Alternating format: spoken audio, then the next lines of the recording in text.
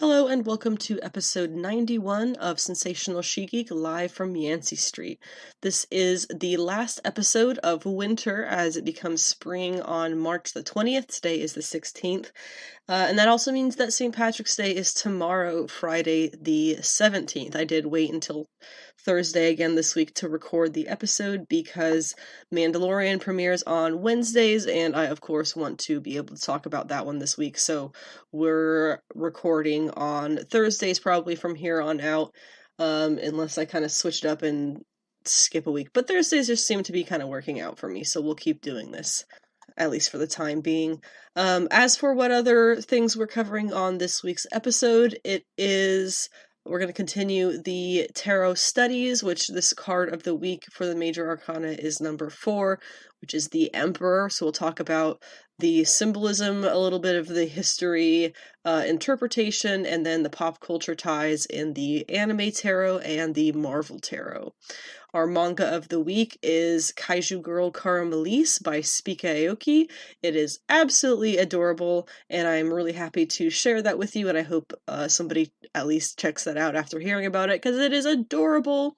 We have some exciting manga news, various things getting published in English, and spin-offs and whatnot, much of which I actually am pretty familiar with, so that's really awesome. The new comic books this week, things that came out the 15th, are going to be kind of the extent of the current comic book stuff. I don't have any current comics from last week that I'm going to be covering. Honestly, I just got really excited about what's coming out this week, and we're going to cover all of those on the next podcast episode, including whatever it was that came out last week, like Poison Ivy and such. We'll cover those all together. We'd also have a lot of comic book news and announcements, mostly covering things that are going to be happening in the Big Two in June. So we have a lot of exciting new things, some new Tom King series, some new events, and some things that are ending. And then just some characters who are getting their own solo series, so that's really fun. Again, skipping the recent reads this week, but then we're going into the TV and movies segment. We have a number of things that are new and noteworthy that I kind of wanted to talk about. Not a whole lot for announcements, but I do want to talk about the American-born Chinese trailer, and specifically what came out, I think it was just this morning, the James Jean poster that he was asked to do for that after watching the series himself. So I'll talk about that poster, about the trailer. I'm very excited for the May 24th American-born Chinese. We do have some anime news, some fun things, including English dubs that will be getting started for some new series, and the premiere dates for some more anime series that I think we will all be looking forward to. As I know I'll be looking forward to. And that pretty much just leaves Mando Episode 3, Season 3, Episode 3. This was titled Chapter 19, The Convert, and interestingly enough, we'll talk about the two different storylines, the two different things that convert can be referring to. It's super exciting. I'm super excited. Let's go ahead and get the podcast going. If you are at all interested in the goings-on of myself and my social media pages and my website, all of that can be found linked in the bottom of each episode's description, including the Yancey Street Discord, which I would really love for more people to join. So please do feel free to join that, and we can talk about all kinds of stuff, not just what we talk about on the podcast. You can just go there to talk and make friends, is the theory. So yeah, let's get going here. For our tarot lessons this week, we are covering card number 4 of the Major Arcana, which is the Emperor. We'll talk the symbolism, the history, the interpretations and meanings of getting this card in a tarot draw, and then the anime tarot and Marvel tarot, which I think have been really fun to go over each week. But starting with the symbolism from my own notes here, the Emperor is the top of the secular hierarchy, the ultimate male ego. There is a tall city and mountain range behind the figure of the Emperor, signifying being backed by a solid foundation, but one that can be resistant to change. There is a small river, however, going through in the background as well, suggesting that there are emotions under a stony exterior, and it will take some digging to get to it, because you can see in most cards, the river is actually kind of in a crack in the ground. The emperor is seated on a stony chair, looking far less comfortable or approachable than the empress, who you will remember was seated in a field of wheat on cushions. He does have a golden crown, signifying that he is an authority figure, and he also has ram's horns in this card on the crown. Lots of cards have them on the crown. They'll have them on the chair behind him. Somewhere around his head, there's always going to be ram's horns, which is the symbol of Mars, Aries in the zodiac, and that is, of course, the male, I guess, correspondent to both the zodiac and the ancient gods, the Greek gods. Interestingly, and I'll have the link to this article in my notes. My cat is in my lap. I'm sorry if you can hear her. The ram's horns are also a totem of the Jewish people as well. If you would like to read any more of that history, the linking between the Jewish people and the ram's horns and that history, there's actually some really interesting stuff that I'll touch on lightly, but that I have a link to a really interesting tarot studier who talks about the Emperor card and various ties to different cultures through time. I'll have that linked in my podcast notes, which is, as always, linked in the description. So you can check that out for more information, not just on this, but you can check out the podcast notes for more information on everything, really, in the podcast.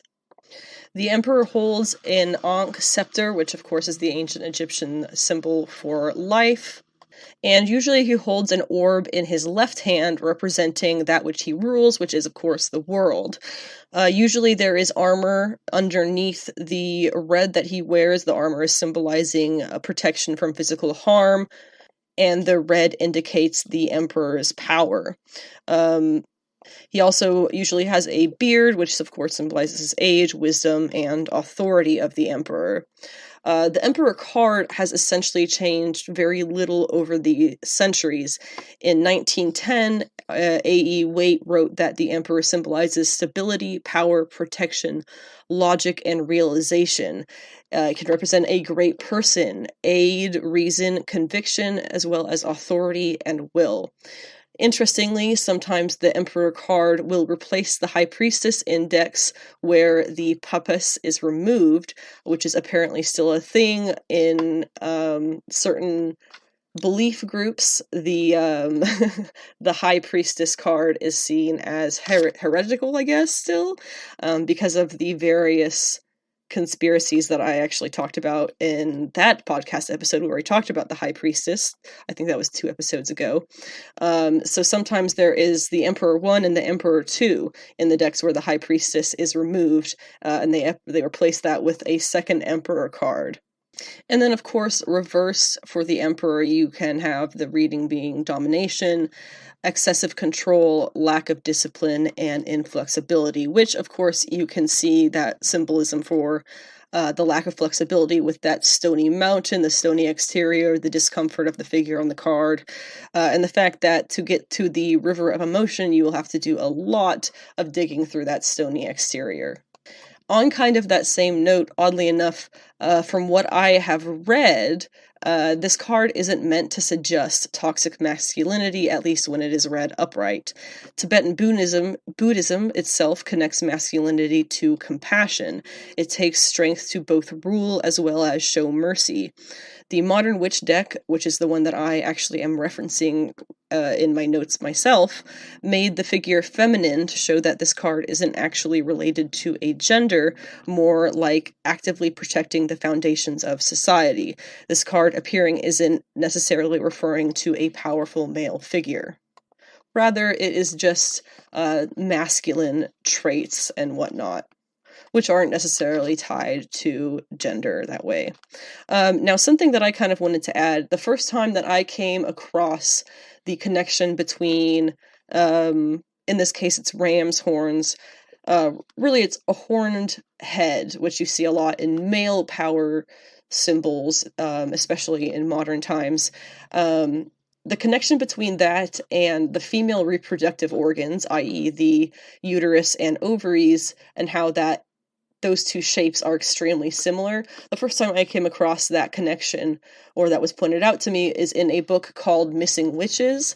I haven't finished it, but from what I have read, it's extremely well read and educational, interestingly educational. But anyway, in case you never knew, those shapes are pretty much the same.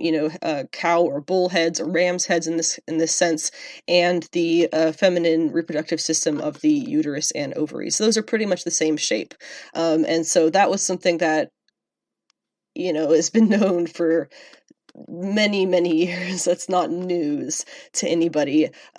So if you are at all interested in that link that I put in there for, it is a Blogspot link. And this, I guess it's a dude, he has some very interesting thoughts on tarot and everything. And one thing that he says, as well as the ram's horns being the totem of the Jewish people, he mentions that the connection between the uterus and the ram's horn shape. It says, the ram that is the strength of the emperor is also the potential life-giving force symbolized by the maiden in Menarche. And if you were to go and look at what the Missing Witches book actually says, it talks about a female historian, who theorized an ancient civilization that was matriarchal instead of patriarchal. Patronizing. It's funny how that, matriarchal. And she theorized a lot of it was based on that connection between the shape of the ram's horns and the uterus and ovaries. And she basically theorized that the ram's horns originated in the feminine and then became more known as the masculine thing in a more modern sense, which honestly is fairly accurate from what I've seen, especially if you look at those links that I'll have in the podcast notes. Very interesting things historically. Now let's go ahead and move away from history and symbolism a little bit and more into the actual interpretation of if you pull or draw the Emperor card. Now, this I will take from the Biddy Tarot website as usual. What they say is, as the father figure of the tarot deck, the Emperor suggests that you are adopting this fatherly role, regardless of whether you are male or female, providing for your family and protecting and defending your loved ones. You may be the breadwinner or the rock for those who rely on your stability and security. The Emperor reflects a system bound by rules and regulations. You create law and order by applying principles or guidelines to a specific situation. Create calm out of chaos by breaking down any problem into its parts and then mapping out the actions you need to take and resolve it. Be systematic, strategic, and highly organized in your approach, and stick to your plan into the end. As a leader, you rule with a firm but fair hand. You have a clear vision of what you want to create, and you organize those around you to manifest your goal. You listen to the advice of others, but you prefer to have the final say. Conflict doesn't scare you, and you won't hesitate to use your power to protect those you care about. And in return, those people will repay you with the loyalty and respect you deserve. Claim your authority as leader and influencer, and don't let others put you down. The Emperor card also signifies world knowledge and expertise. Through the course of your life, you have gained valuable wisdom and life expertise, and now you enjoy offering guidance, advice, and direction to someone who might benefit from it.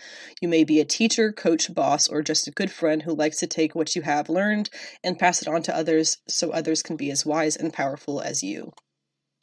Now, the Marvel Tarot, which I've talked about before, and I hope I don't need to explain again, it's just this fictional character's journal that covers a fair amount of the major arcana of tarot cards.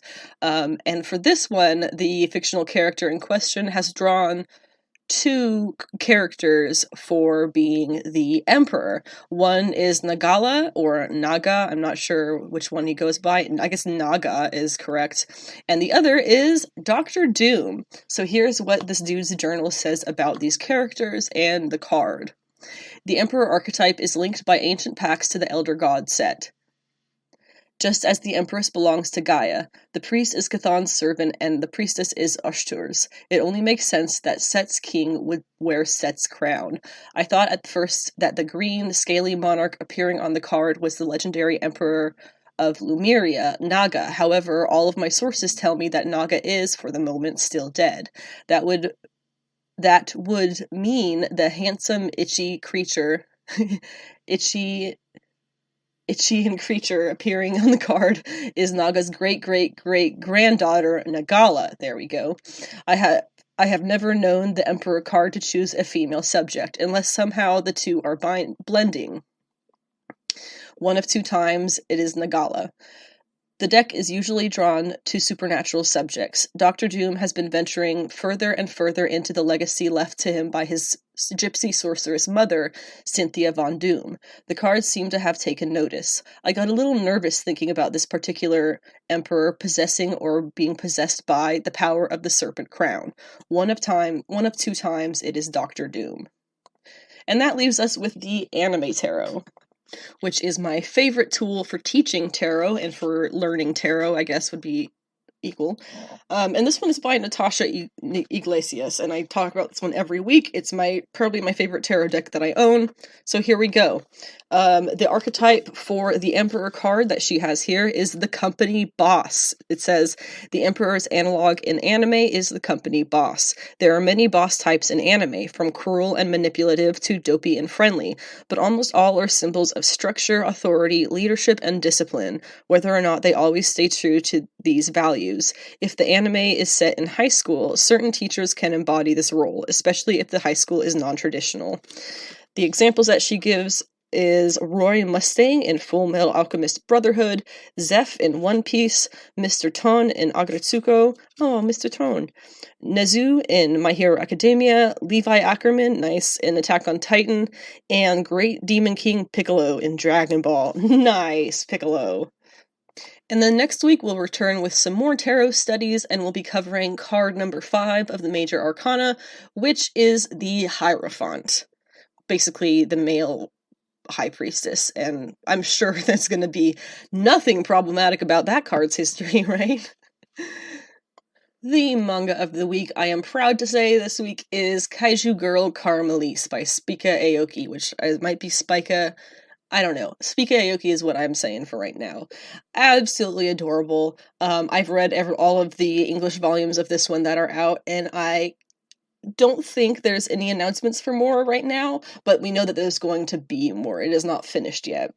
As for its publication, there are only 6 volumes out in English, and they are very quick reads, which is not to say that they are not good. They're just extremely light.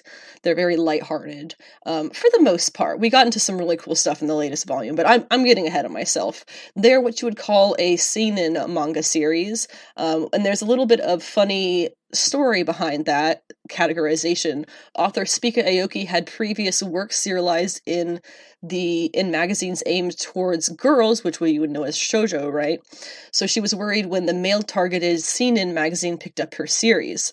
Aoki thought she would have to make the series aim more towards guys, until her editors advised her that the story really works best as shoujo, even though it's in a seinen magazine. So it's kind of both, technically. Traditionally, mangas are categorized, seinen, shoujo, and like that, by depending on what they're published in, and it's usually these magazines originally, where they are put in chapter by chapter, and depending on what target audience the magazine has, that usually is what puts in the official target audience for that particular manga when it comes out, being released on volumes. But like this, there are exceptions where this was the first time that Spica Aoki had drawn a shoujo, basically, that was more it's a monster shoujo, basically. It's a young girl's monster love story. It is so cute. And it is published in the US by Yen Press, and then in Japan by Kurakawa Shoten. I believe it started as a monthly manga in 2018. As for the plot, our main character is Kuroe, which could be Kuro, I am not sure. But her name is Kuro Akaishi, and she is described as Psychotan by her classmates, because she's like this goth loli kid. She's adorable, okay? But she gets bullied for not being very pretty, I guess. And so they call her Psychotan, and she's an outcast at school. Unknown to everyone, she suffers from a rare incurable illness that causes deformations in her body at random times. She is surprised one day to find that Arata Minami, a popular guy in her class, starts to pay attention to her and questions the weird new feelings she has around him. It isn't long before her mother confesses to Kuroe she is in fact a kaiju, which confirmed a realistic dream the night prior that involves her monster form rampaging through Tokyo. That's not quite how it plays out, to be honest. This description is not super great, but it gets the point across. But basically, every time that she gets, like, really emotional, she starts breaking out in kaiju parts, until at one point she finally becomes a full-blown kaiju. But she doesn't suffer from a rare incurable illness, and that's where you get into, like, we're getting into a more interesting, a little bit deeper than just the surface kind of plot points with the more recent volumes, because we're finding out that she is not a human with a kaiju illness. She is a kaiju that adapted to fit into the human world without really even being aware that it was doing it. Really, really cool stuff. So her mom's not even her mom. Her mom was her founder. Mom found her. But as for the characters, Kuro Akaishi, the protagonist of the story, Kuro has been suffering from a mysterious illness for at least 16 years that causes abnormal body growth and disfigurement. This has led Kuro to become an outcast, feeling that nobody could accept someone like her. While Kuro does not remember her past, she tries best to live a normal life at the present. She also has a dog named Jumbo King, who is really funny. I think he is a corgi, if I recall. And she is surprised when Arata decides to date her and tries to hide her transformations from him whenever she can. Spoiler alert, he does eventually figure it out. Speaking of Arata, his name is Arata Minami. Arata is a popular guy in Kuro's school who starts getting model offerings. He gets modeling gigs, and basically becomes what you might call TikTok famous. He takes interest in Kuro, revealing that he too wants to be out of the spotlight and lost a lot of weight to become the person that he is now. This quickly irritates the other jealous schoolgirls crushing on him, who cannot understand what he sees in Kuro. Arata does not know that she is secretly a kaiju, which causes misunderstandings to happen. And yes, there is a lot of misunderstandings. I think at one point they even break up for a little bit, but then, of course, it all kind of solves itself. Rinko Akaishi is Kuro's devoted mother. She is shown to be there for her daughter against judgmental people, knowing full well that she is a kaiju. She's a former biologist, and that's how she found kaiju eggs and brought one home, and that's how, hey, baby kaiju is now a human. Rinko is a big fan of the singer Mayumi Hamasaki, who is based on Ayuma Hamasaki. She's like a fangirl. Then we have two of the friends of Kuro, Manatsu and Reiri. Reiri is like absolutely, it's Manatsu. She is the one who is absolutely like horny for the kaiju for some reason. She's like romantically obsessed with it. It's wild. She wants it to stomp her and squeeze her and stuff. It's really something. And then Reiri is a really popular girl at school who wears a lot of makeup. And then it's revealed that she people don't like the way that she looks, I guess. She's compared to an ape. And that's why she wears a lot of makeup and is secretly very pretty. Or secretly very not pretty? I don't know. It's kind of a weird thing, but the two of them become friends with Kuro, and it's really cute to see her kind of blossom with she gets a boyfriend, and she gets these two new friends, and meanwhile she's doing this whole kaiju thing. It's a very sweet series. Moving on to Manga News, though, we've got a couple of points of mostly things that are either getting put on hiatus, ending, and then a good number of things that are being released in English for the first time, which I think is very exciting. So first off, the Ancient Magus' Bride series, as well as Ghost and Witch, which is by the same author, Korei Yamazaki, those are both going on hiatus. It's going to start the let's see what it's ending. The Ancient Majes's Brides is ending the college arc, and then it's going to start off after the hiatus with the Beasts arc, and the author has asked fans to wait until the new arc starts. No word, as far as I can tell, on why there is a hiatus, but this one is published by Seven Seas in English, and it has inspired, or the Ancient Magus' Bride at least, has inspired a anime show that premiered in 2017. I had a really hard time getting into it, to be honest, but a lot of people really, really love it.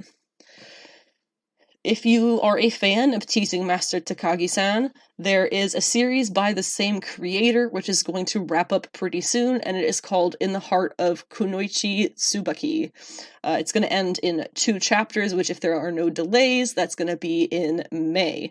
The description of that series is the No Boys Allowed Kunoichi female ninja comedy manga centers on the titular Tsubaki Kunoichi, the best student in her school. She lives in a village of women with the rule that they cannot have contact with men. However, she has a curiosity about men that she cannot reveal. Sounds classic anime or manga. J Novel Club, which is a light novel magazine sort of thing, online thing, they are adding Accidentally in Love, The Witch, the Knight, and the Love Potion Slip Up by writer Harunadon and illustrator Ada. It sounds honestly very fun to me, but I forgot to put this description in here. Square Enix has 3 new English mangas that they're going to be releasing. The first is a Final Fantasy XIV Eorzea Academy spin-off. I know Final Fantasy is, like, wildly popular. That one is going to come out September 19th. The Ice Guy and the Cool Girl by Miyuki Tonogaya is releasing October 10th. This one was launched on social media, it gained a bunch of popularity, and then it got serialized on the Gangan Pixiv service. It's still being published, and it also has an anime, which is going on Crunchyroll right now. I love it, and it does have an English dub, The Ice Guy and His Cool Female Colleague. So that one is finally getting put out in English, and you bet your butt I'm going to be reading it. Mr. Villain's Day Off is coming out August 15th by Yu Morikawa. Square Enix is publishing it in English, and what it says is, an evil organization from another planet is trying to take over Earth. An extraterrestrial from that organization, named the General, tirelessly fights against Earth's defenders every single day in a battle of life and death. However, today is his day off. And apparently this one is scheduled to have an anime being released for it soon as well. Seven Seas Entertainment also has a number of mangas that it's releasing. Also, if you want any further descriptions of these ones, I do have all of their descriptions from the publishers on my podcast notes. I'm just not going to go over it to waste everybody's time, and we'll just kind of cover the rest of it. If you want the full description, you can check the site. So for Seven Seas, the new mangas that they have announced that they'll be releasing soon, first off is Lonely Castle in the Mirror, coming in English in November. It is based on a light novel, I believe. The manga is based on the light novel of the same name, and the light novel inspired an anime that came out on December 23rd in Japan. Notably, the International Film Festival of Rotterdam selected the movie for a special showcase at this year's event, so it must be pretty good. Mito's Sheep Princess in Wolf's Clothing manga is also releasing in November as well. We'll have a little description on I'll go ahead and read it for you, it's short. Aki is a wolf woman who lives in the land of sheep people. While working as a butler, instead of butcher, that would have been dark. While working as a butler in the royal castle, she happens to save the life of Princess Momo, after which the princess demands that Aki be her private tutor. Momo seems sweet and docile, but she turns out to be a difficult student, and Aki soon learns that the princess's fluffy exterior hides a hungry heart.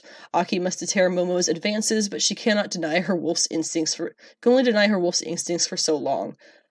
That sounds odd. I'm not sure what they're talking about.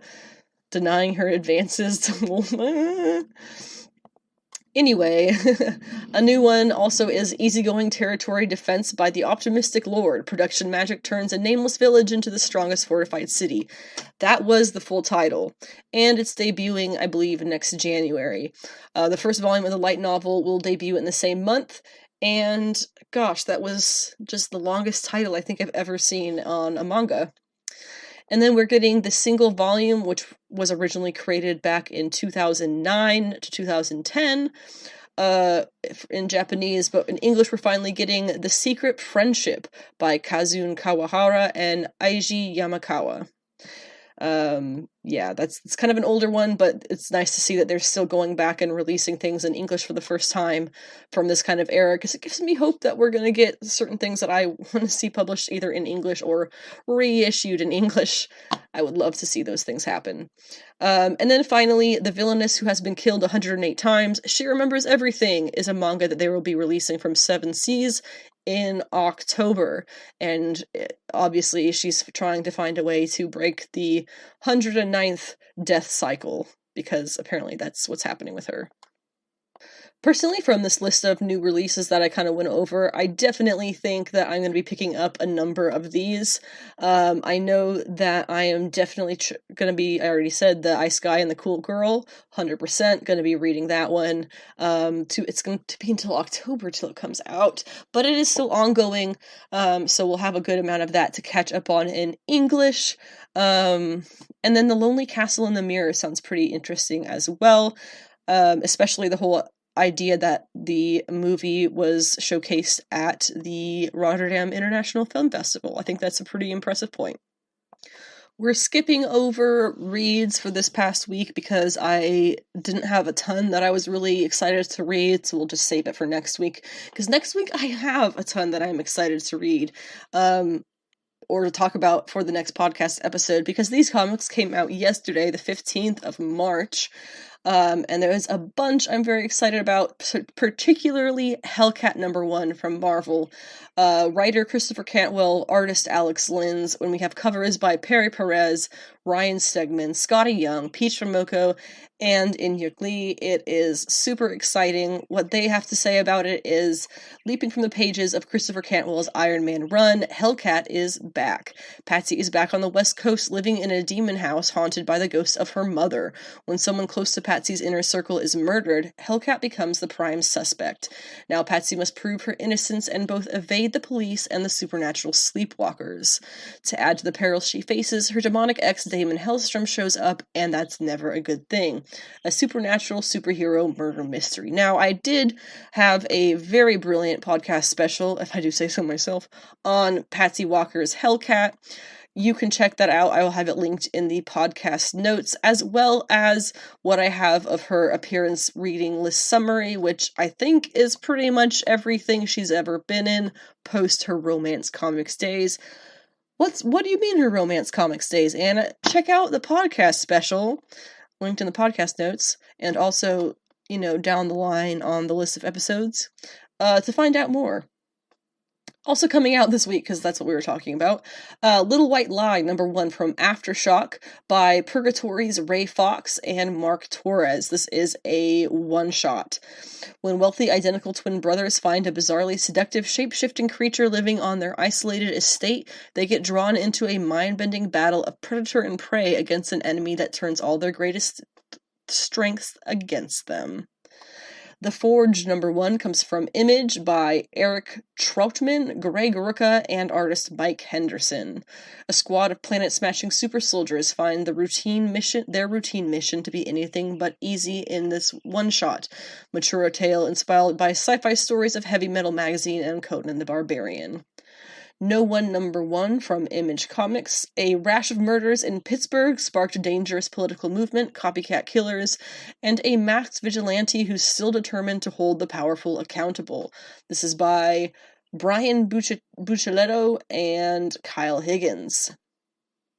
Junction Jones #1 from Scout Comics by T.C. Pescatore and Luciano Cruzado. Yep. In a multidimensional town, two scavengers discover a dead Earth hobo whose body shows evidence of a government cover-up. Before they can escape without notice, a suspicious maintenance team arrives on the scene looking for the same body. From DC, we have Lazarus Planet Revenge of the Gods #1, which is continuing the aftershocks of the Lazarus Planet event. After the events of Lazarus Planet, the gods of the multiverse have decided to take down the heroes they once called champions and the world they've sworn to protect. For years, the gods sat idle atop their mountains as their legends faded into obscurity along with their bodies. Now is their time to remind the selfish mortals of their existence and take back the world with something more powerful than belief: fear. Only the brave heroes Wonder Woman and Shazam stand in their way, but will their combined powers be enough? We have Superman Lost #1 by Christopher Priest and artist Jason Paz and Carlo Pagulayan. It is a 10-issue series that sees Superman and Lois Lane as strangers after the Man of Steel returns home from being lost in space for 20 years that was merely a brief passing of time on Earth. Justice Society of America #3 comes from DC Comics. I really have liked this one a lot so far. It is by Jeff Johns and Mikael Janin. Huntress's journey to save the Justice Society of America lands her smack dab in the middle of the 1940s at the birth of the team. Can Huntress save the present-day JSA work together long enough to figure out how to stop the strike on the 40s team? We also have a Maria Laura Sanapo International Women's Day cover, which I absolutely adore.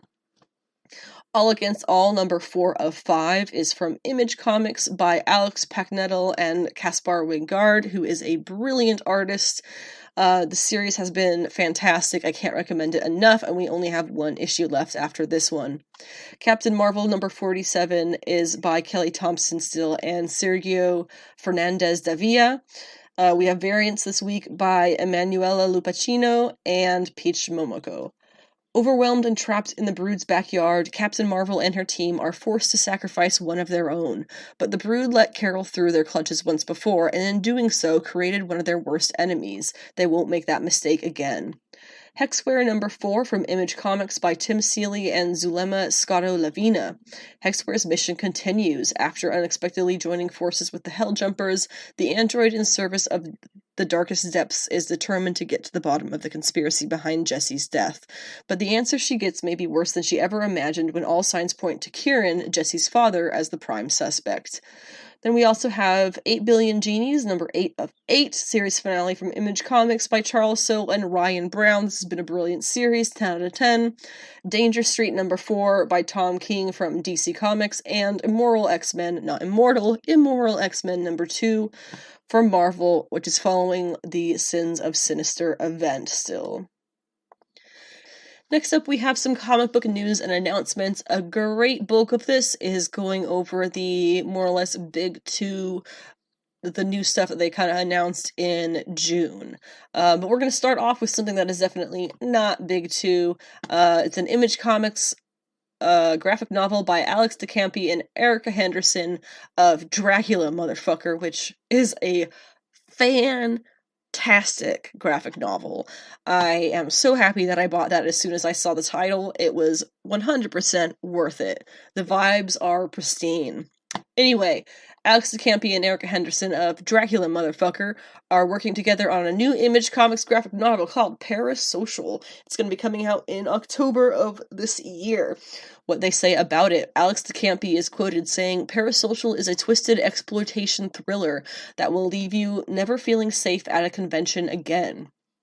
It's a deep dive into all the things we've agreed not to talk about in modern fandom and celebrity, with an ending you'll never see coming. Most importantly, it's Erica's most beautiful and strikingly innovative book yet. I'm just here to cover up some of her art with words." Okay, so that's very exciting to me, because having read Dracula Motherfucker and the not prologue, the opposite of that, the epilogue, or not really epilogue, but like the artist and the creator notes in the back, I guess.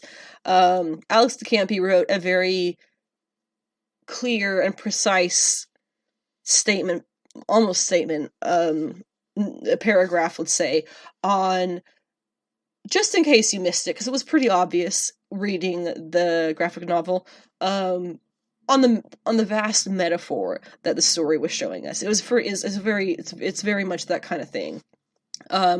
Really precise paragraph going over that, just in case you didn't get it, because it was pretty clear in the in the story itself.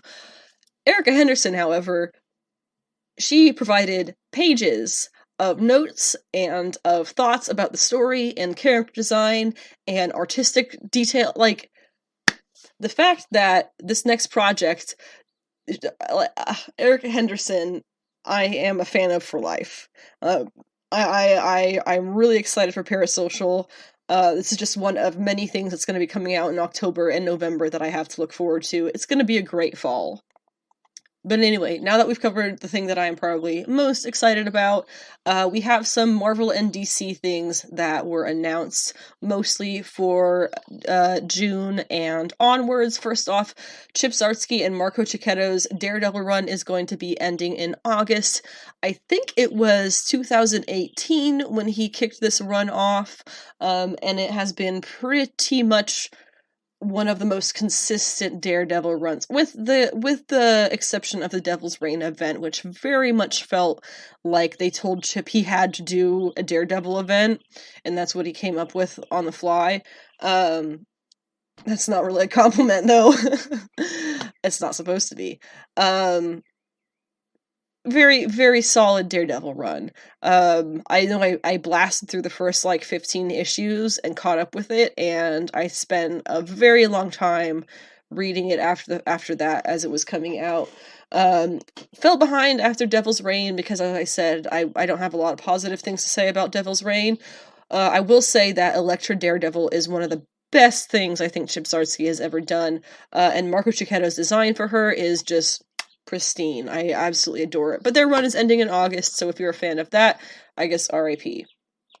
We are also getting a Loki series coming in June. It's going to be a 4-issue miniseries from Dan Waters and artist Germán Peralta. Eve Ewing is giving us a new Black Panther series in June. And that pretty much wraps up the Marvel announcements. There wasn't too much on Marvel as of yet. It's possible we'll still learn more as the month goes along. But moving over to DC, Steelworks is going to be a new series by Michael Dorn and Sami Basri. Steelworks being, of course, John Henry Irons, aka Steel, and his company Steelworks, and all of the different versions of Steel, I'm sure, that are in that. If you don't know anything about Steel, I have the little blurb from DC on my podcast notes, including, Steel is John Henry Irons, an engineer who built this mechanized suit to replace Superman, blah, blah, blah, when after he was killed by Doomsday, yada, yada, yada. All of that information, the issues he came from, and even some details about his TV appearances in Superman and Lois are on the podcast notes. Slightly more excitingly, I would say very much, for me at least, DC Pride 2023. I don't know why they bother putting in number 1, because you put in DC Pride 2023 and people know it's that one shot. But we're getting a good number of stories in this one. It looks like 1, 2, 3, 4, 5, 6, 7, 8 stories, if I'm not mistaken. I won't go through the description of them there, or the little blurb, the solicit that DC gave. But what I do have is who's in the stories and who's writing them. So that's nice, because I feel like that's always the actual way to decide if you're going to buy the issue or not. Tim Drake and Connor Hawke have a story by Nadia Shalmas and Bruca Jones. Circuit Breaker and the Flash of Earth 11 by A.L. Kaplan. Midnighter, Apollo, and Alan Scott Green Lantern by Josh Chirillo and Don Aguilo. Ghostmaker and Catman versus Cannon and Saber by Rex Ogle and Steven Sadowski. John Kent and John Constantine, that's awesome, by Christopher Cantwell and Skylar Patridge. Which, yes, John Constantine is queer. Natasha Irons and Nubia by Mildred Lewis. Harley Quinn, Poison Ivy, and Crush by Leah Williams and Paulina Gonchao, who is a brilliant artist, and Leah Williams is pretty good too. Multiversity by Grant Morrison and Hayden Sherman. Those are the 8 stories, and it's also going to include a 5-page preview of the upcoming Dreamer story by Nicole Maines and Rye Hickman. Rye Hickman is a non-binary artist who I first discovered. Let me think. I gotta look it up because I want to get it right. Lonely Receiver. 10 out of 10, that one, and the art was like 90% of the reason why it was so great. So Ry Hickman, fan for life. I am excited that they have this gig writing Dreamer with Nicole Maines. But yeah, the DC Pride issue is also going to have pinup pages by Maria LeVay, Rose Stein, and Ted Brandt, Travis Moore, Noah Dow, Claire Rowe, Babs Tarr, and more. Babs Tarr will probably have something terrible that she phoned in. They're also doing a DC Pride Through the Years one-shot, which I feel like is going to rewrite a fair amount of homophobic DC history. But that's okay, I guess. And then they're also doing a series of DC Pride covers, and the issues that those are going to be on are as follows. Steelworks #1 cover by Joshua Swaby, aka Sway. Spirit World #2 by Jessica Fong. Green Arrow #3 by Luciano Vecchio. Adventures of Superman John Kent #4 by Stephen Byrne. I wonder if that's that Byrne. Superman #5 by W. Scott Forbes. Batman Incorporated #9 by Rosie Campe. Tim Drake Robin #10 by Travis Moore. Poison Ivy 13 and Harley Quinn 31 have connecting covers by Claire Rowe. Ooh, I gotta check that out.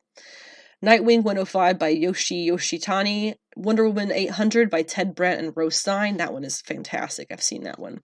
And Detective Comics 1037 by Amy Reeder. Outside of just their Pride stuff coming in June, we know that we have Hot Girl #1 coming for Dawn of DC, the Dawn of DC launch by Jadzia Axelrod and MNK Nahulpan. I'm so sorry. 2 Tom King series announced for June, the first being a Penguin series, which I don't care about, but what I do care about is the new ongoing Wonder Woman series written by Tom King, starting with his kickoff in issue 800 and then going back and doing Wonder Woman #1 in June or possibly July. But Tom King, Wonder Woman.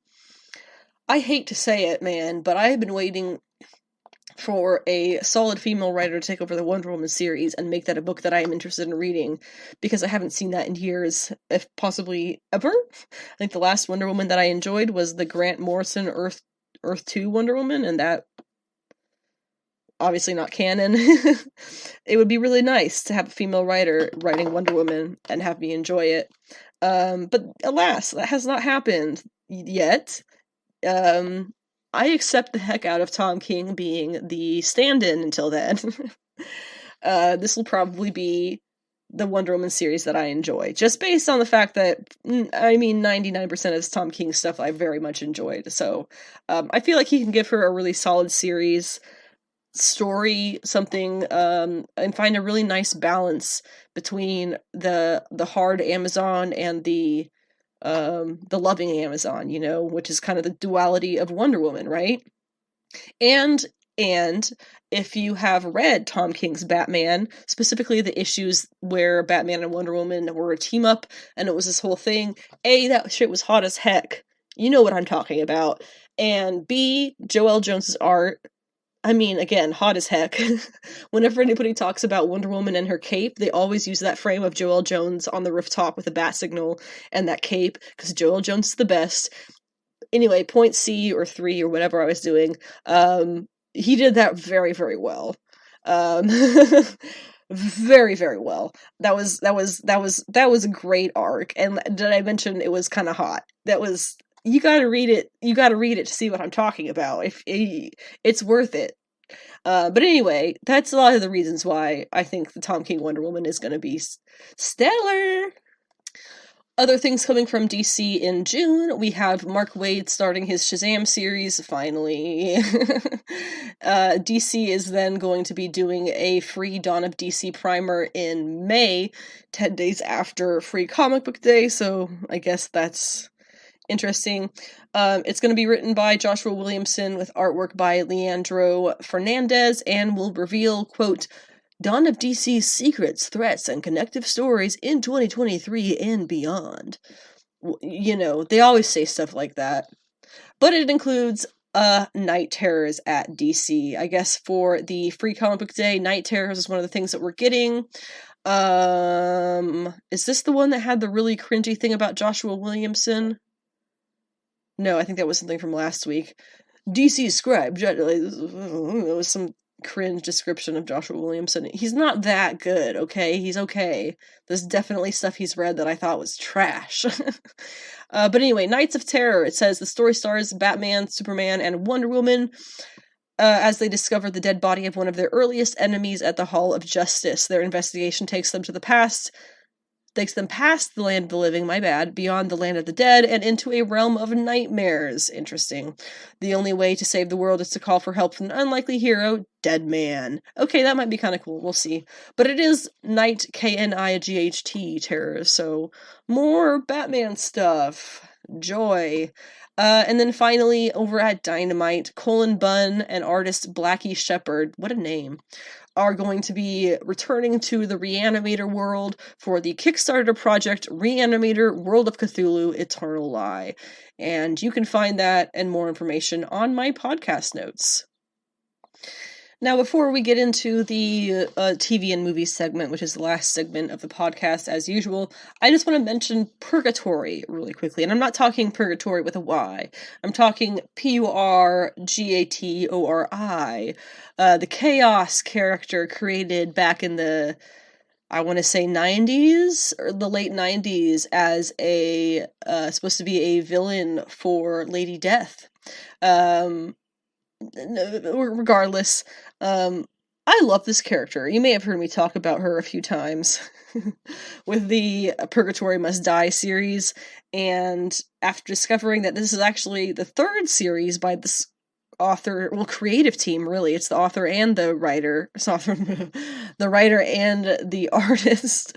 This is their third series about Purgatori together. So I went back and I read the first two. It was Purgatori versus Vampirella, or Vampirella versus Purgatori, I think is what it was, in 2021. And then I believe it was Purgatori, and now it is Purgatori Must Die. And they're all connecting story. Really, really, absolutely have enjoyed the crap out of it, to an extent that I have started doing kind of compulsive research on the character of Purgatori, and because of that, I guess I had to make her a special, and what better special to give her than Halloween.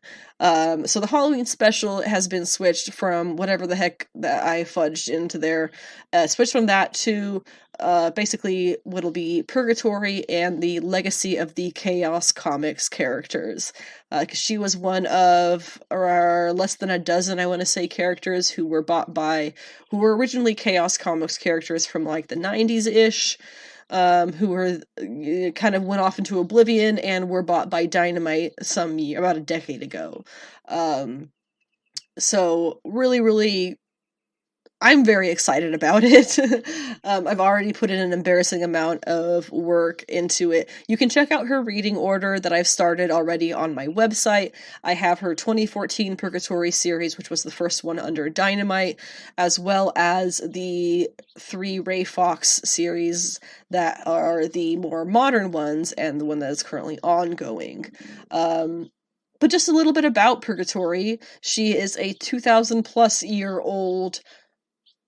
I don't know if she really has a name for what she is, but she was, when she was, not Purgatori, she was Sakara of Alexandria. She was an Egyptian woman who I believe fell in love with the queen, and ended up being their, favorite, slave in the harem, kind of, for the couple, the king and queen.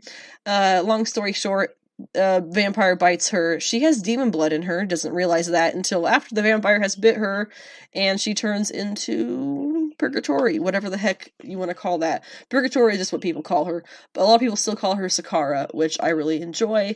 Just really fun stuff. I'm super excited about the Halloween special, so see you in, 7 months with that. So now we can go into the TV and movies for things that were new and noteworthy over the past week. There was some fun points. Hello Tomorrow, episode 6, kind of fully, more or less, confirmed all of the theories that maybe I had just missed it before, but yeah, there is no society on the moon. It's all bullshit. And you learn a lot about the main character's kind of ties to this like history of bullshit about the moon. Ted Lasso season 3 kicked off yesterday on Apple TV Plus. Great show. Hate Ted Lasso with a burning passion. I think the only thing that's really great about him is his ability to Cyrano the crap out of somebody. You know, the scene in Cyrano de Bergerac where the Steve Martin one is the one that I'm familiar with mostly. I know it's a play originally, but you know, he's in the bar in the Steve Martin version, and some guy says, "Dude, you got a big ass nose," or whatever, and Steve Martin just kind of like laughs, and it's like, "Is that the best you could do?" And spends like 10 minutes listing off way better insults for himself. Ted Lasso's good at that kind of thing. Also that scene of him verbally bitch slapping the ex-husband in the pub that one time was probably the most satisfying thing the series has ever put out. But anyway, season 3 kicked off. It's really interesting. Good lord, the ex-husband got skinny. What happened there? Hope the actor's okay. Keely's still awesome. You know, Roy, I'm not sure what to say about that situation, about Roy and Keely, because I spent like the entire episode talking to my husband about how much I like their relationship, and then at the end they say, "Oh yeah, we're broken up." Excuse me? But yeah, good stuff. Shadow and Bone season 2 is on Netflix as of today. I don't honestly remember that much from season 1, so I'm probably gonna have to rewatch it before I watch season 2. History of the World Part 2 kicked off on Hulu. It's got a bunch of really fun actors and characters and you know, stars and stuff in it. Always love the Mel Brooks stuff through and through till the day I die. Fantastic. Gotham Knights also premiered recently, the other day, Tuesday maybe? God, it sucked. Really, really bad. I went into it hoping and like looking for a good dude. Batman didn't tell you he was Bruce didn't tell you he was Batman because he knew you were a spoiled brat little punk, and he didn't want you to be his Robin. That was such bad. I feel so sorry for Misha Collins and also the handful of child actors, or whatever they are, who are going to be pigeonholed into CW type roles after this. R.I.P. their careers. Also, the character of Duela Dent, I think they called her Duella, which I thought was weird. Isn't it Duela? Whatever. Duela Dent, the Joker's daughter character, regardless of her actual biological parentage, which I don't know if has ever been straightened out, she's a very interesting character, especially her reintroduction in the New 52, when Joker sliced off his face and threw it into the sewer, and she fucking tracks it down and sews it onto her own face. Dude. She's such a cool character that hasn't been used properly ever, really. And Gotham Knights is no different. That shit sucked. What didn't suck, Class of 07 on Amazon. Emily Browning stars. Apparently it's in Australia. I'm an idiot who thought it was another continent at first, so we won't go too much to that. But it's excellent. Natural disasters, female friendship, backstabbing, murder, lies, betrayal, laughter. I don't know, it's great. Basically this natural disaster traps this high school reunion group of an all-girls school on the top of a mountain together. Really fucking funny. I had to drag myself away from it to convince myself to record this podcast, so you're welcome or whatever. I'm definitely going right back to watching that when I'm done with this. As far as trailers and announcements go, there's only one announcement, which I think some people were really surprised by. I am not. It's that James Gunn is confirmed to be directing the Superman Legacy movie that will be coming out in whatever year, 2024, 2025, I don't care. I'm not surprised by that because he was already announced to be writing it and producing it. I don't think there's anything that James Gunn would do where he writes it, produces it, and doesn't direct it. So not surprising. But more importantly, very much more importantly, American Born Chinese is coming out on May 24th on Disney Plus with all 8 episodes in one single dump. I am super excited. I have the graphic novel for this one. It's brilliant. It is by Jean Luen Yang, who is a fantastic Chinese-American author. There is a number of things that he's done across Marvel and DC that are totally brilliant. I think the Monkey King is just one of them, or the Monkey Prince, my bad, is just one of them.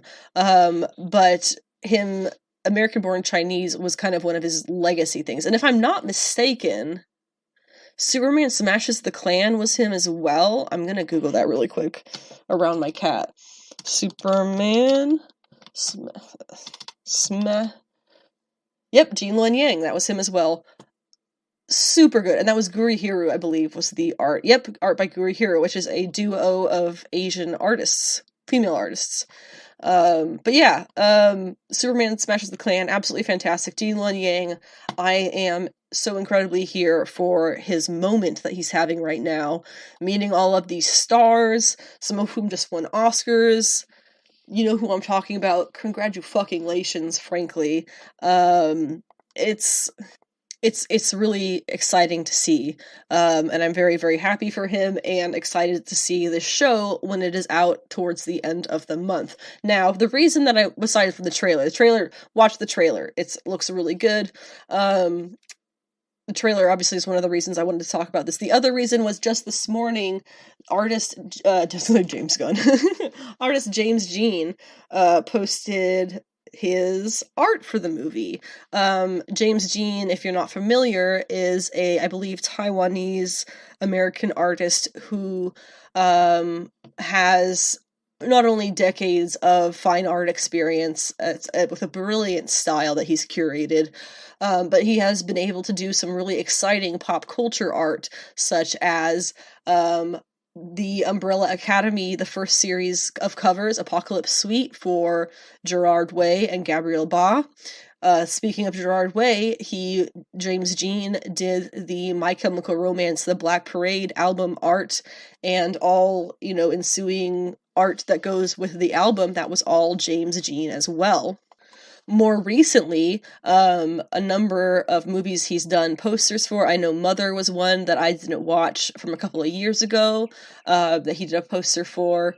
Everything Everywhere All at Once was one that he did a poster for, as well as Pinocchio and The Whale, all three of which got Oscars, if I'm not mistaken, at this year's Oscars. And I know that I say all this stuff about, screw award ceremonies and stuff, but the Oscars is the one that I can still stand by for 75% of the time and say that, that actually does kind of mean that you were a good project. Regardless of that, James Jean getting these, being asked to do these posters by these writers and directors and creators, I think is really impressive. So when he put out the image for his poster for American Born Chinese today, he put it up with a statement, and I wanted to read that to you because it is an incredibly powerful statement. So here it is. What he says is, "While watching American Born Chinese, my ears burned and I squirmed in my seat. I winced, only because Jin's journey felt so hauntingly familiar. It was the pain of recognition, the ill-fitting clothes, the feeling of being on the outside, the percussive sound of parents arguing through the walls in a language not fully grasped. I had never seen my own experience of adolescence depicted on screen like this before, and it was jarring to watch. As a father, I see the importance of my own story and the story of my immigrant parents being told now to my son. He will never know the same struggle, but as his elders sink into the sediment of history, we can create the foundations for a future in which he can be embraced and seen as he develops his own identity. My poster for American Born Chinese depicts Jin on his way to school, and the Monkey King has shape-shifted into his backpack. While his backpack alludes to the idea of cultural and emotional baggage, the floor emerging from within it is a pastiche of the paintings of Giuseppe Castiglione, an Italian missionary who became a court painter in China during the Qing dynasty and revolutionized traditional silk scroll painting by combining Western rendering techniques with traditional Chinese aesthetics. The reference to Castiglione represents the idea of cross-assimilation between East and West, not only for the narrative of the show, but in my own work as well. The cowlick on Jin's head is from my own experience growing up in New Jersey, where my Italian Barbara was incapable of cutting Asian hair, resulting in the shorter hairs shooting straight up. On Jin's phone, Mjolnir flies into Freddie Wong's head, further emphasizing the clashing of cultures." So that was the James Jean statement about his art for American Born Chinese. I highly recommend you read the graphic novel, check out the show on May 24th, check out the poster, and not most importantly, but importantly for this moment, check out James Jean's artwork. He is incomparable. There's a reason that it's on my bucket list. I want to get one of his prints. They're like over $500, which is why I don't have one. But what I do have is his art book, and it is impressive to the utmost extent. For the anime news segment, same as with the manga news, there'll be a lot more information on my podcast notes if you want to go check those out and see more. Love Live's Sunshine is getting a fantasy anime spin-off called Sunshine in the Mirror. I watched this one, it's super cute. I'm not a big fan of like musicals, so I tend to skip the music parts of these shows. But oh my gosh, so cute. Such slice of life. Wow. And this one has a trailer, which I also have linked in my podcast notes. To Your Eternity is getting a third anime season, which is going to be covering the This World arc. It has finished the second season, which I believe was 20 episodes, and that aired on Crunchyroll and in Japan on Sunday. You Were Experienced, I Wasn't, and This Is How We Started Dating is a anime that got a trailer that will be debuting on... I don't know when, but it'll be this year, and Volume 3 of the light novels will be published in English on April 12th. Oshi no Ko, which is one I've talked about on this podcast before, is officially premiering April 12th, with an extended 90-minute version of the episode that will play in advanced screenings at cinemas nationwide in Japan, starting tomorrow, the 17th of March. Now, this one I don't know how to say, so I'm going to do my best. Nyar Automata Ver11A.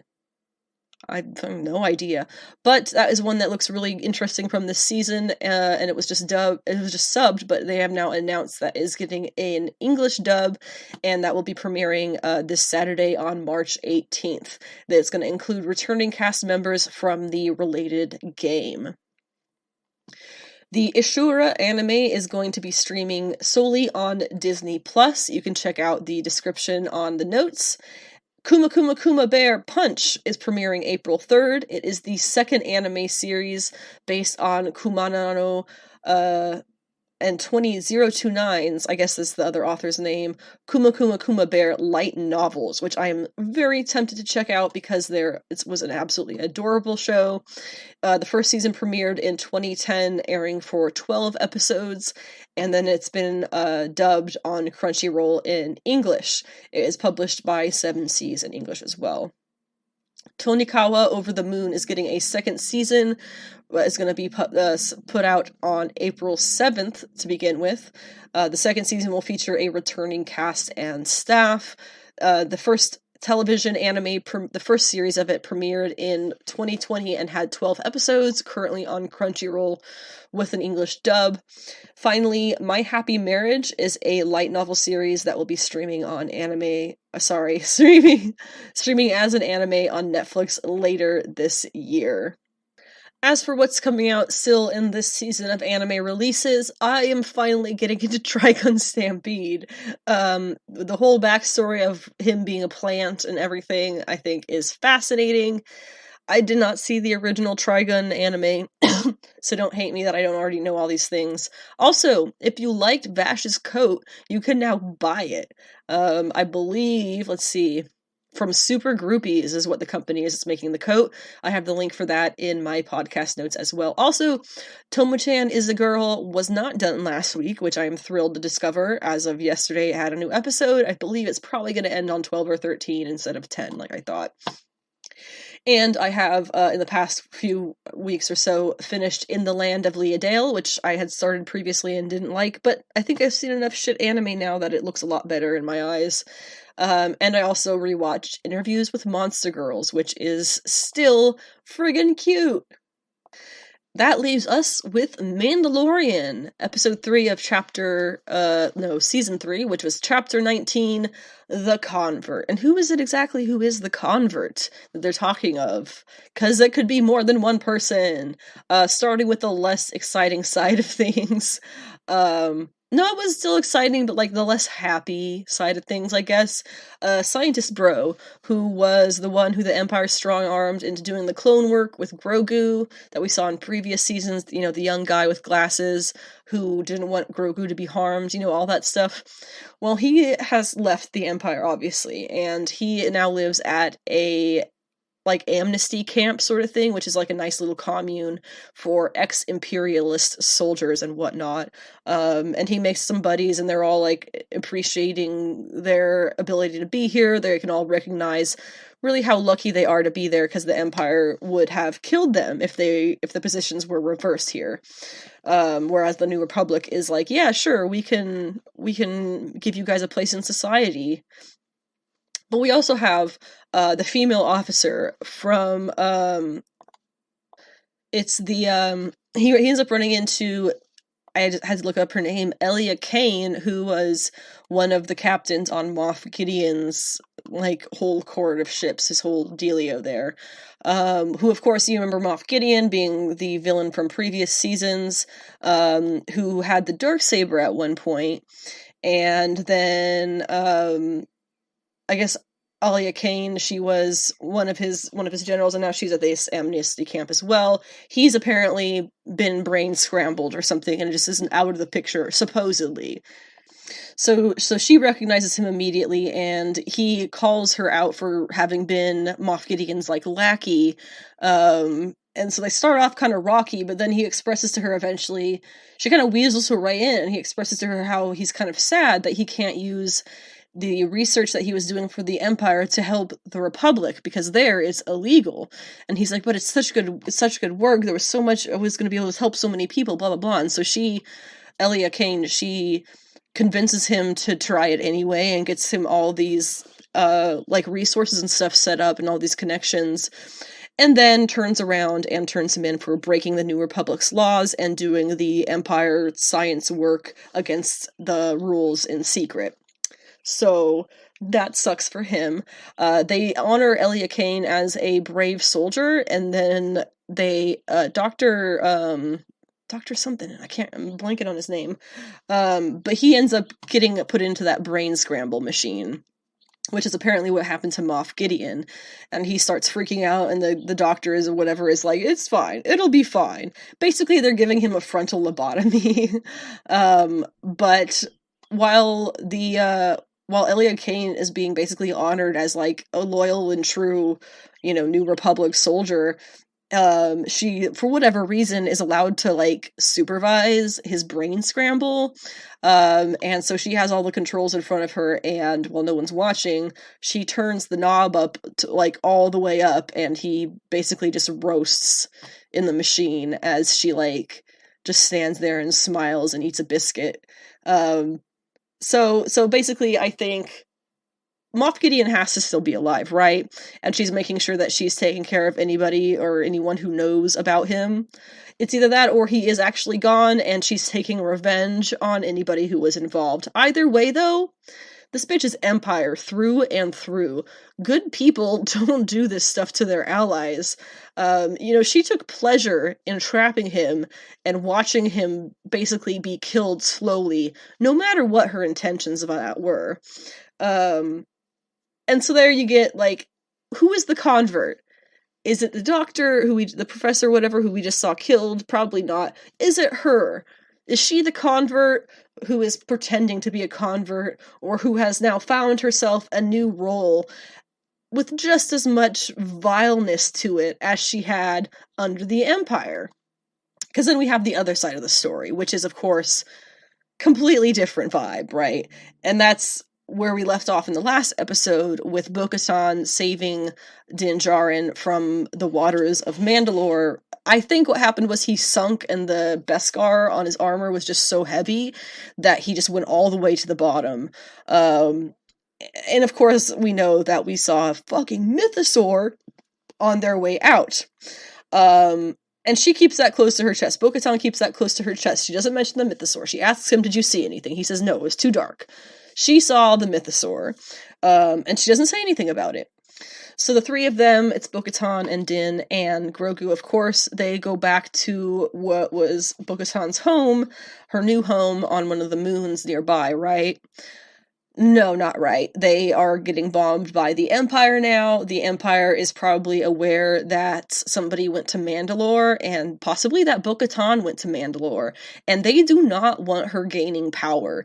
Definitely no. They are not friends of Bo-Katan. And so they go, and likely having heard that she went back to Mandalore, they're like, no, we're gonna put you in your place, and they bomb her home again, really, because Mandalore was the first home they bombed, and now her new base of power has been destroyed. So she and Din barely get out of there with Grogu on his ship, and I think she has her own ship, but whatever the case is. Where did they go?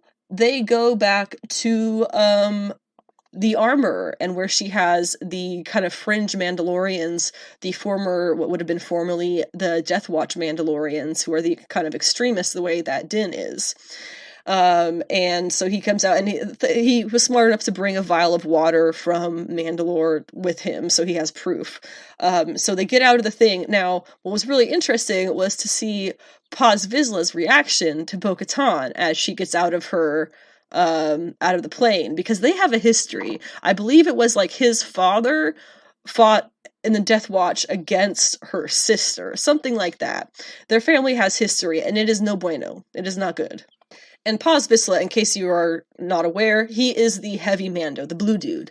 And I think they put a little extra detail in his mask in this episode. He looked really cool. But anyway, his reaction to seeing her was pretty nice.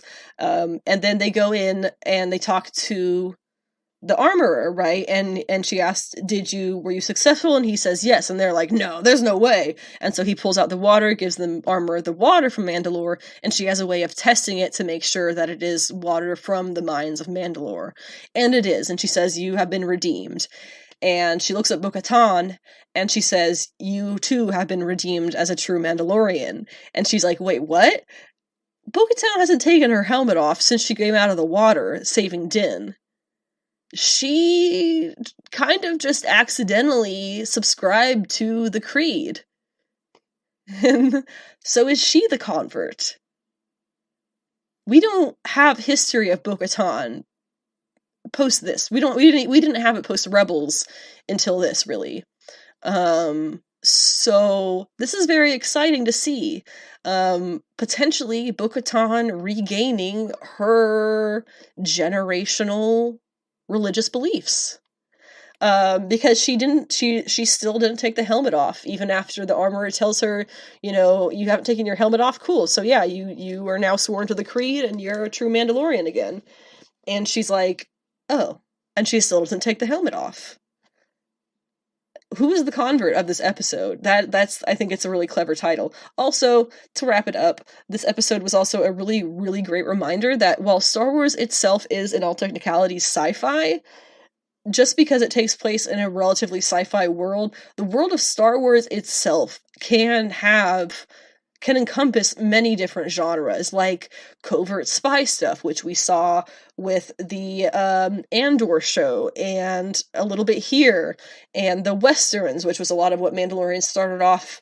Whatever you really want, we can get different genres of television and movies from the Star Wars universe, and I think that it's really, really cool. I love to see the variety and the fact that they just keep surprising us, I guess, in a good way. I think that's only a good sign. So that's it. That's this week's episode. I'd love to know your thoughts on Mandalorian and whatever else the heck it was that I talked about on this episode. I will, of course, be back next week with episode 92, in which we'll be discussing more tarot studies. The card of the week will be the Hierophant. That'll be an interesting one. We'll have a new manga of the week, of which I have not decided yet. We'll cover some more manga news. We'll have a lot of comics to talk about that came out this week, such as Justice Society of America, All Against All, Captain Marvel, Hexware, Lazarus Planet, Revenge of the Gods, Hellcat. That's one that I'm very excited for. Go ahead and check out the Hellcat special before you read that, or after, for whatever context you want. more comic book news, and of course more anime and more Mandalorian. So I've been very excited for everything that we have going on for the podcast, and I hope you are too. Have a good week. Happy spring. Blessed equinox. Stay safe.